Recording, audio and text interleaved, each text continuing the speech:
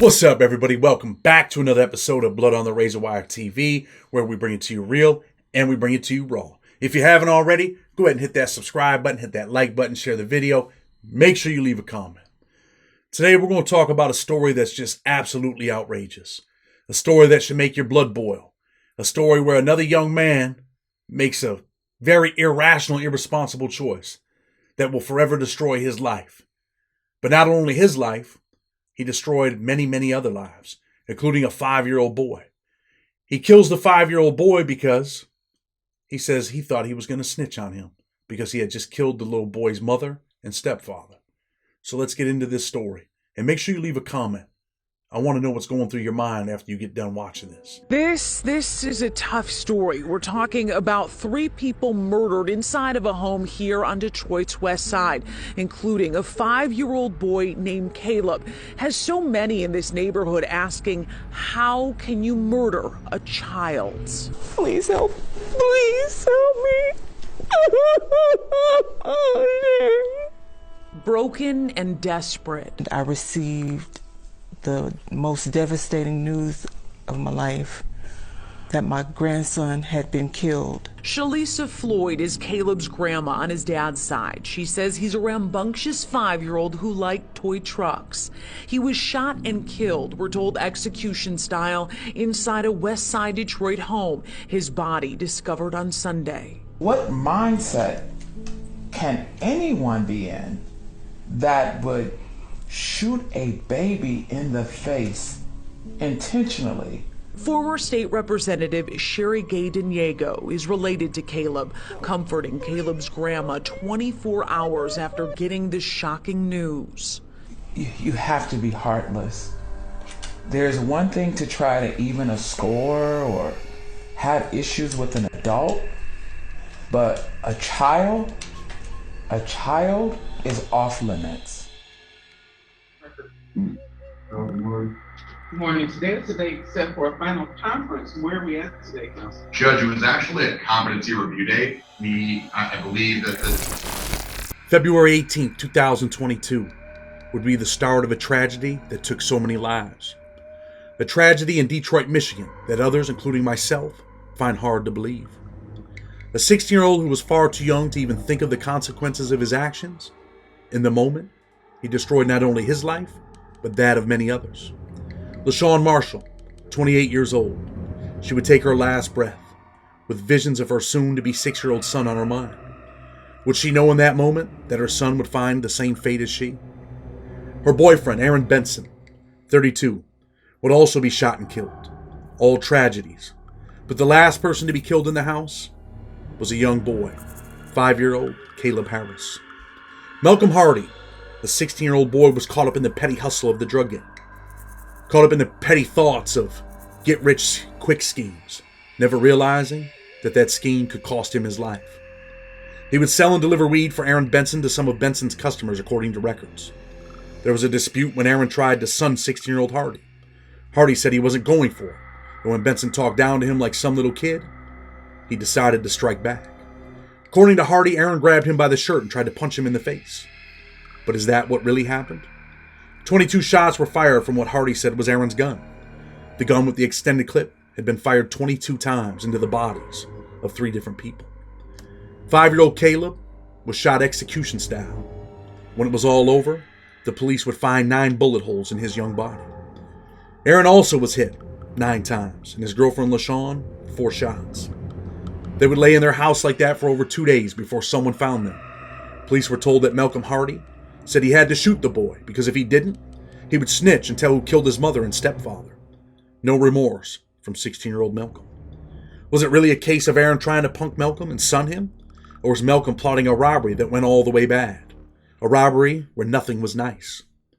Sources have said it was a robbery and that Malcolm was lying, that Aaron never mistreated the 16-year-old killer.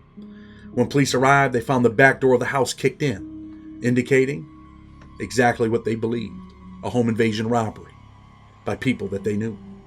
Heartless to take the life of such a small child, an innocent victim, who only deserved to live. Malcolm Hardy was eventually arrested and charged with 3 felony murder charges, first-degree premeditated murder, 2 counts of armed robbery, and 8 counts of felony firearms for the gruesome killings of Aaron Benson, LaShawn Marshall, and young Caleb Harris. A second teen male was also arrested following Detroit Police's investigation. However, the Wayne County Prosecutor's Office eventually denied a warrant request for him due to insufficient evidence.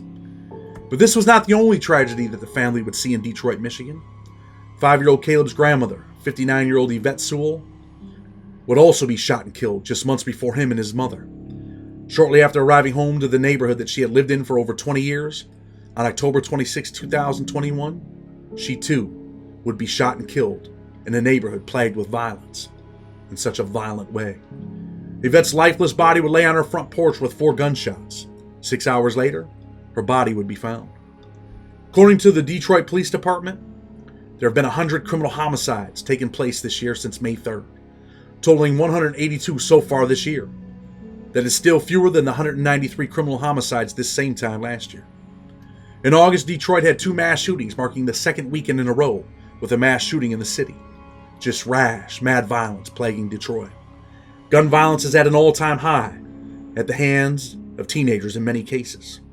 19-year-old Dante Ramon at the end of August went on that shooting spree. It was like a scene out of a movie. Real terror had gripped the Detroit area on August 28, 2022. On a Sunday morning, Dante decided today would be the day that he would become a killer. On that Sunday morning, he targeted 4 different locations and allegedly shot a male victim, Cheyenne Lewis Lee, 28 years old, multiple times at 4:45 a.m. He was found dead in the doorway of a church. Smith then proceeded to shoot and kill an unidentified woman multiple times, less than an hour later. Following both crimes at 7 a.m., the teenager reportedly shot and killed a 43-year-old Larry Briscoe, a mother of 5 who was waiting for a city bus. Just minutes later, he shot a man, 76-year-old man, John Palak. He would shoot him in the leg while taking his dog out for a walk. The dog was also shot in the paw. Fortunately, both had survived. After a 12-hour police hunt, Smith was arrested at his home and surrounded peacefully. A gun with shell casings matching those found at the crime scenes were located there as well. Detroit, like most inner cities, has been struck with tragedy. And those who have decided to take the lives of others, sometimes for petty money, and others as a result of simply mental illness. When people were heading off to church, young Dante decided he was going to devastate families and neighborhoods. For that moment, Detroit had become his city. The streets, man, nothing nice, right? As you listen to that video and you hear about the little 5-year-old, you think in your mind like, wow, man, like certain things are supposed to be off limits, right? But dudes that are in the streets, they're like, hey, look, man, it is what it is. Has to be what it has to be. Outrage, right? There should be outrage over stuff like that. Should be outrage when some 16-year-old kid thinks in his mind that, I'm about to go catch this lick, right? You might be hustling, working for dude's making a couple dollars. He ain't really got it like that. You're going to kick in the back door, and that's what I believe happened after, reading everything in the case. Dude kicks in the door, they go in there, they try to rob the dude. Dude puts up a little bit of fight. They plug him. Now what do they have to do? They got to hit the wife, the girlfriend. And now, in his young mind, he feels like, wow, this little kid, man, he's about to tell on me, man. And that's what the articles say, right? And that's what he said to the police. Well, I think the little kid's going to snitch on me. So you know what I've got to do? I got to pop him too. Are you serious, man? 9 shots to a little kid? Are you serious right now? That little boy deserved to live his life, didn't he? Didn't he deserve to have a life, an innocent victim? Think about that. This is what the streets are about. The streets are wild. The streets don't care. And you know what else? Young men can't think, man. The Supreme Court said that your brain ain't fully developed.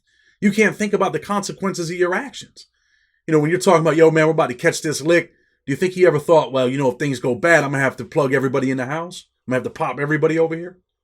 Do you think he ever thought about, well, if things go bad, man, they might pop me? Or, if things go bad, I might go to prison for the rest of my life. Or if things go bad, hell, man, they might charge me federally. I might end up with the death penalty. I bet you none of those things go into the thought process of, you think we should go rob this dude? Do you think they're thinking, wow, he's probably got he might got 30 racks in there. He might got 50 pounds and 30 racks. When really dude was probably copping a pound at a time, 2 pounds at a time. I could be wrong. He wasn't like that. I don't believe he had it like that. I just don't. Detroit, man, dangerous city. All these cities right now are on fire, right? Everybody's city's dangerous. But why is it so dangerous, Chad? It's because people aren't thinking. You're not thinking before you make a move. You're not thinking like, wow, this is what could happen. Because when you think about stuff like that, sometimes you got to weigh your actions. You got to be like, wow, man, here, this is what it is.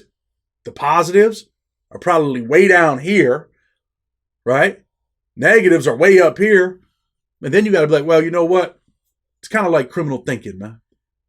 You got to think like, wow, you know what? This ain't it. I'd rather not go ahead and try to catch this lick. I'd rather not go out here and put myself in a position where I got to feel like, I'm leaving how the streets say I got to live. And you end up doing something to a 5-year-old kid, man, where you take his life. That little boy's supposed to be alive right now, man. Supposed to be alive, living his best life, being a kid. That's what life's about. But when you're 16 years old, you're not thinking about any of that stuff. Let this be a lesson. So today, if you're plotting on a robbery, you're about to, hit the dude that you think is the connect, you think this dude's the plug, think about it. Think about what could happen. Then weigh your options. And I hope that you see it for what it really is. Look in that mirror and ask yourself, what are you worth? Are you really worth the 2 pounds of weed that are in the house? Are you really worth what? A couple stacks? You're worth more than that. But you can throw it all away, man. It's up to you. Blood on the Razor Wire TV. With respect, until tomorrow, we're out.